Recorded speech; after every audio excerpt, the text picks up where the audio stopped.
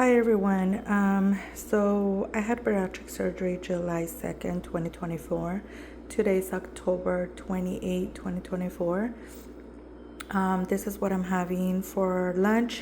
It's more like a little snack, but it's high in protein.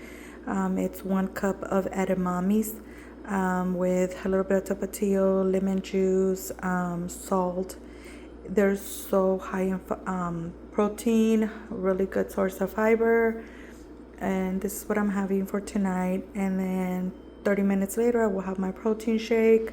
And then an hour later, I will start having my other two 16 ounce of water, and I will be good. What are you having for dinner tonight after bariatric surgery?